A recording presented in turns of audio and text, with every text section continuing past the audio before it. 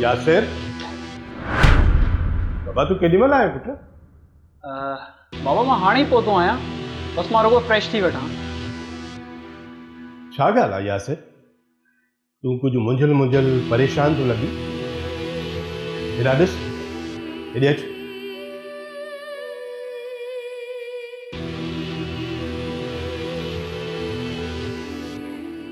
छा थियो अथई? हाँ कुछ भी ना ये बाबा। धक्को?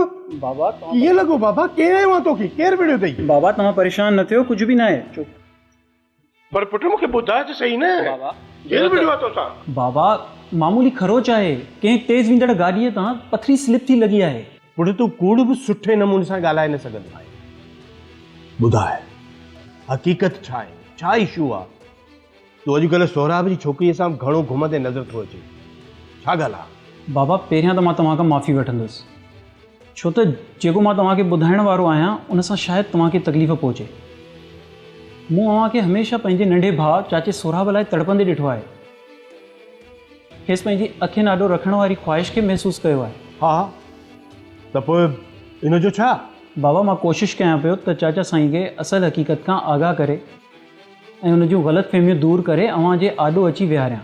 जंहिं वटि ॾिसण जे लाइ या पंहिंजाइप वारी अखी कोन्हे, जंहिंमें दिलि ई न आहे, जंहिंमें पंहिंजे वेझे रिश्तनि जो ॿिज फुटे, उन्हनि जे मथां पे तूं मथो हणी। पर बाबा रतो त न छॾिबो आहे न। असांजो फ़र्ज़ु आहे त उन्हनि खे असां पंहिंजो करे ऐं पंहिंजे हुजण जो अहसासु ॾियारायूं। पुट मूंखे सिर्फ़ु तूं इहो ॿुधाए त हीउ धकु तोखे छाजो लॻो आहे, कंहिं आयो आहे? किथे सोहराब त तोसां कोन विड़ियो आहे? बाबा इहो सिर्फ़ु हिकु इत्तफ़ाक़ आहे, चाचा तरफ़ां अहिड़ी का बि ॻाल्हि कोन्हे। ही छा थियो आहे पुट? ही तोखे धक कीअं लॻो? तूं मूंखे सच ॿुधाए, तोखे किथे सोहराब धक त न आयो आहे? सच ॿुधायो अदा, इहो धक तव्हांखे चाचा ई हयो आहे। अड़े बाबा कुझु बि न आहे, चाचो छो हणंदो? असां छो उन्हनि खे परे पिया कयूं? पहिरियां त खेनि पंहिंजो करण लाइ तड़पियूं पिया।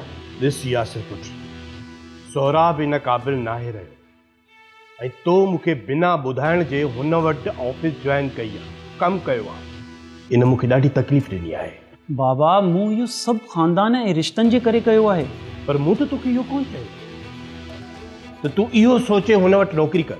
इहो सभु माहीन जे करे थियो आहे। हुन ई हिनखे पाण ॾांहुं अचण लाइ उकसायो हूंदो। अॼु तो मूंखे ज़मीन ते आणे बीहारियो आहे यासिर। मूंखे तो मां इहा उमेद कान्हे।